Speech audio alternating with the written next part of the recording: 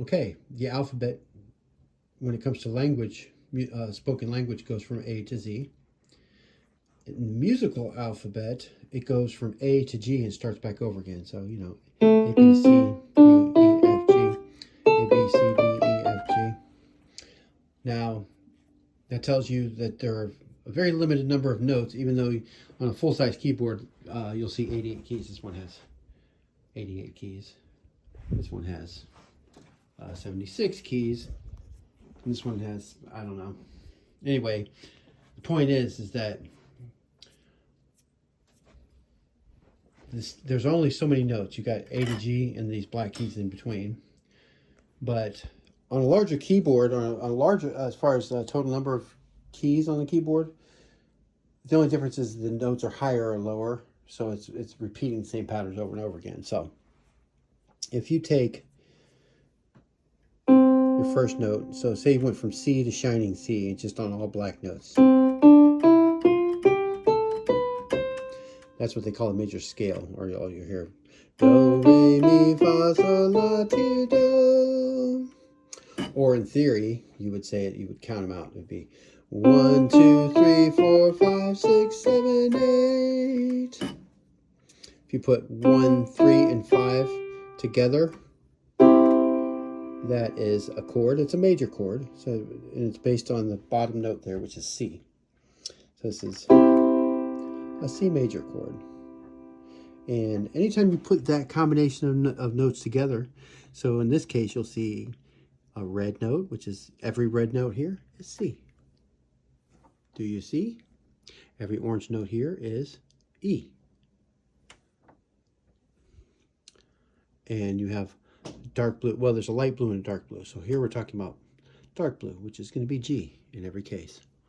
So here we have C, E, and G, and that's what's called in root position, because there's your root, C. That's a C major chord, as opposed to a C minor chord, which if you flat that middle note, now you have C minor. But here's C major. By the way, here's the difference between a sharp and a flat. Just think of your car tire. If your car tire goes flat, it goes what? Up or down? It goes down. That's a half step down. That's C minor. But we're talking about C major here. So you've got what colors? Red, orange, and dark blue. Now, you can take those three notes. You see, here's another red note up here. That's a different combination, but it's the same three notes. This is still a C chord, but that happens to be, this is root position, this is the first inversion. And then, of course, notice same colors up here. You reach a little higher, got dark blue G, red C, orange E. That would be the second inversion. So you've got three different ways to make the same chord, because there are three notes. So that means there are three different ways, because those three colors together make that C major chord.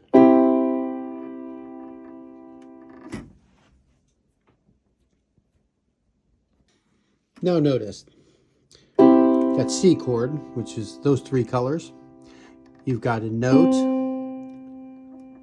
and then you skip a note. So you're skipping that F. So there's this pattern here of every other note. Now, if you start with this note, and you do a similar thing where you skip a note and you play every other note, you have yourself another chord. Of course, this one is called D minor. You can hear that it's a minor chord. By the way, you don't have to remember this right now, but sharpen that note, that middle note up, that turns it into D major. But you'll notice there are many chords that are, or several chords anyway, that are played on all white notes, every other key together. That's D minor, E minor, F major, G major, A minor, B diminished, we're back to C, and it just repeats. So right off the bat, you may not know the names of all these chords, but you will know that it's a C chord because the root is C, C, E, G, C chord. That's a D chord. It's just a matter of whether it's a major, minor, diminished, or whatever. But that happens to be D minor. And then you have E, F, G, A minor. Now, the same principle applies as it did to that C chord where you see you have C, E, and G together. You've got red, orange, and dark blue. Wow. So now you have the pattern of purple, light green, and light blue, right? Well, if you look up here, there's another purple one, so you could actually drop that out. That's also D minor. Same chord, different order of the same notes. But F-A-D spells the word fad.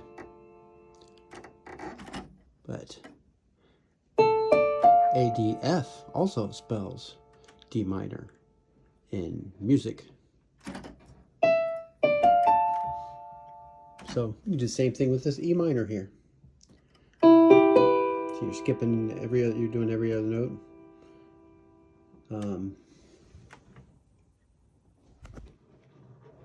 You've got orange, dark blue, light green.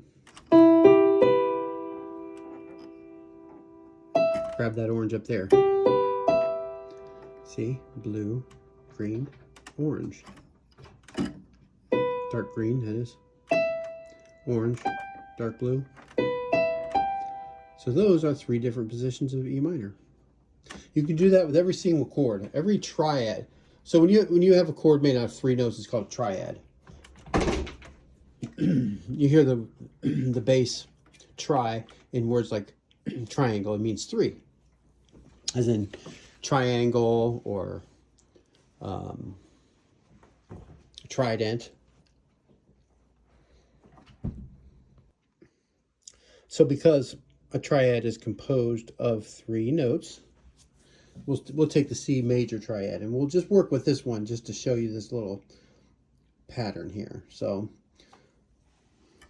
C, E, and G. This is the root position because the chord is named after C, which is so it's the root of this chord. C, E, and G. So that is the root position. That is known as the first inversion. So you look there, that's the second inversion. Now notice as you're doing this, you see this C? Imagine this C is flipping up on its head. You're just kind of flipping it over that way. So and it's E, G, C. And then for that second inversion, you take the E down there and flip it up over its head like this. Like you're flipping it upside down, like that. So that would be root, first, second. Now, this is why a good exercise for learning your inversions, because here's the thing, it's fairly easy for the brain to remember that this is C. Okay, so you think in terms of this being a C chord, and this being an F chord, because this is a G chord. Because you see it at the bottom, visually it makes a whole lot of sense. Every other note, very simple like that.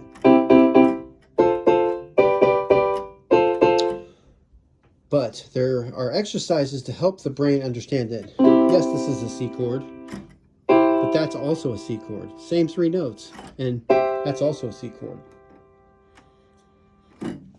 So now when you take that, when you play all those together, those notes together at the same time, that is what is referred to as a block chord. Now if you break it up in various different ways, that's known as an arpeggio. So, or you could take it all the way back up to C. By the way, if you go from C to C, that's called an octave. D to D, that's an octave. E to E, F to F. Do you know why it's called an octave? Well, just think of an octopus. How many tentacles does an octopus have? 8. Or an octagon. So literally it means distance of 8. 1, 2, 3, 4, 5, 6, 7, 8. That's an octave. So, as an exercise to help you learn, we'll start with C. In all three inversions, and also to teach finger independence and to teach your fingers how to move around a little bit, and also to find good positions so that you're using more fingers. You don't want to, there's so many awkward ways to make a chord, so you want to find ways that are going to be ergonomically helpful for you long term. Now, as with any exercise, the recommendation is to resist the temptation to speed up as you're going along, because you want to get it accurate. It's better to get it accurate and take it slow and think about what you're doing when you're playing, because in muscle memory, if you reinforce the mistakes, then you'll have to unlearn the mistakes. You know, so you want to drill into your muscle memory accurate things. So here's the exercise. I'm recommending that you do it in a 12 count, because it gives the brain long enough to make sense of what you're doing and to recognize that shape. And if you do it consistently, it will also help with your muscle memory, because it'll become a part of the exercise, because you'll do it with a C chord, later you do it with an F chord, later you do it with an A chord, A, B, C, D, E, F, G chord, whatever chord you happen to be making, sharp or flat or whatever, you know. But it's going to be in a 12 count like this, and you're going to go, here's the three notes, but you're going to break them up like this. 1, 2, 3, 4, 5, 6, 7, 8, 9, 10, 11, 12, and then you're going to go up to the first inversion and do the same thing. 1, 2, 3, 4, 5, 6, 7, 8, 9, 10, 11, 12. Then do the same thing in the second inversion. 1, 2, 3, 4, 5, 6, 7, 8, 9, 10, 11, 12. Now, when you're first starting this, you're going to do it more slowly than I did it. So I'm going to slow this down a little bit. 1, 2, 3, 4, 5, 6, 7, 8, 9, 10, 11, 12. 1, 2, 3, 4, 5, 6, 7, 8, 9, 10, 11, 12. 1, 2, 3, 4, 5, 6, 7, 8, 9, 10, 11, 12. You can do that with all the other chords. Now, there are three major chords that are all white notes, just like C. You've got C, you've got F and G. You can do the same thing, same exercise with that too. So it'd be C, A, oh, sorry.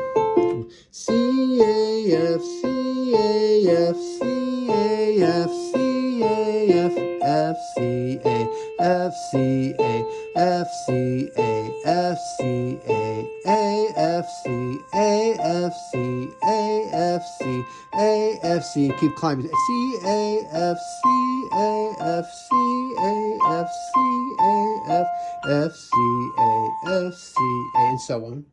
Same thing for G. G, B, and D. D, B, G, D, B, G, D, B, G, D, B, G, G, D, B, G, D, B, G, D, B, G, D, B, B, G, D, B, G, D, B, G, D, B, G, D. You can go, keep going.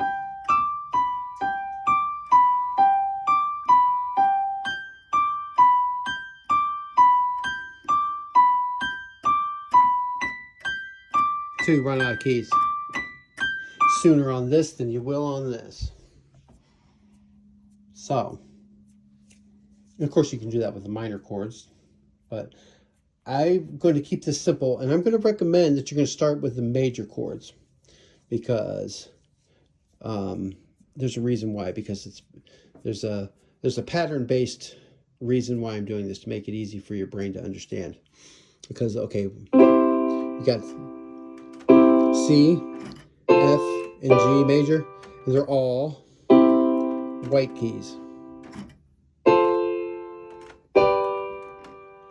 Now, There's another set of patterns where it's 3 chords, but the pattern is different, and this would be A, D, and E. So A chord is going to be, it's a different shape. So you know this is an A type. It is a type of A chord when you go like that, but that's A minor. You can hear it. It sounds like a minor chord, right? But A major has that sharp in the middle, so it looks like it's like a triangle. It's like a triangular shape there. So you've got A major, and then D major, similar triangular shape, as opposed to D minor, which is D. You can hear that minor, but you see how it's got that triangular shape? There's a white note, black note in the middle, another white note, and then E, same thing. E, G sharp, B. Sharp because it goes up, you know, flat is down. So this is G sharp, that's G flat. But interestingly enough, G sharp is also, I'm sorry, G flat is also F sharp. See this? G sharp, also known as A flat. This right here, A sharp, also known as B flat. And you've got B, C, which is actually the same thing as B sharp. That's actually B sharp, believe it or not. B sharp and C are the same note. I know it's almost scandalous. It might be actually scandalous, I'm not sure. So that would be 2 sets of major triads that you would know if you could learn those, because you've got C, all white notes, F, and G, and then you've got the triangular pattern of A, D, and E. At that point, you are halfway through all of the major triads. Because then you also have another, now this is weird. It's going to feel different to your fingers than this pattern, you know, or this pattern. But the inverse is true. You've got A flat, D flat, and E flat. So check this out. It's black note, white note, black note, A flat, C, E flat. So it's a triangular shape, but in an inverse way. A flat, same thing with D flat, E flat, see? Now, that's a lot to kind of get out of one lesson, but the idea here is just to show you, now you're 3/4 of the way through. There are only 3 more major chords to learn, and those are what the 3 weird ones. They're very different. So, just in case you're curious, one of them is all black notes. F sharp, A sharp, C sharp. It's F sharp. Okay, well, that only leaves 2 actually, so you see, you know, this is A type of B chord, but that's actually a B diminished. So not to get too much in the weeds, we'll sharpen both of those up and turn it into your B chord. So that one is white, black, black, which is B, D sharp, F sharp. And then you've got B flat, which is white, I'm sorry, black, white, white. B flat, D, F. Well, there it is. That's all of the major triads, actually. But again, just to recap, you've got the all white note ones, and then you've got the, and then, so my recommendation is just to start with the white keys, and specifically with C. So here's the exercise. 1, 2, 3, 4, 5, 6, 7, 8, 9, 10, 11, 12. 1, 2, 3, 4, 5, 6, 7, 9, 10, 11, 12. 1, 2, 3, 4, 5, 6, 7, 8, 9, 10, 11, 12. 1, 2, 3, 4, 5, 6, 7, 8, 9, 10, 11, 12. So that's for the C chord. Then move to your F chord. So 1, 2, 3, 4, 5, 6, 7, 8, 9, 10, 11, 12. 2, 3, 4, 5, 6, 7, 8, 9, 10, 11, 12. 1, 2, 3, 4, 5, 6, 7, 8, 9, 10, 11, 12. 1, 2, 3, Again, though, take your time as you're doing this. Now, eventually it'll be important to put a left hand to this because we want to help you coordinate your right and your left hand. But we're going to focus on just getting your right hand right for this exercise and for this first lesson here. So then you only have one more all white note major chords to do this exercise for, and that would be G. So 1, 2, 3, 4, 5, 6, 7, 8, 9, 10, 11, 12. 1, 2, 3, 4, 5, 6, 7, 8, 9, 10, 11, 12. 2, 3, 4, 5, 6, 7, 8, 9, 10, 11, 12. So there it is. If you can just get those, that's a great start. So this is my recommendation to take that exercise. If you need to just start with C, that's fine. Start with C. But C, F, and G, and then you move on to some other ones. So that little cat just ran away like someone with a guilty conscience. Cheeto, what are you up to? What are you doing that you're not supposed to do? Okay, I hope you enjoyed your first lesson, if this is your first lesson. I hope it's not too much for one lesson. But the beauty of having something on video is you can go back and you can listen to the parts that you need to learn from. And so this is a work in progress, and we'll see how this goes. Thank you.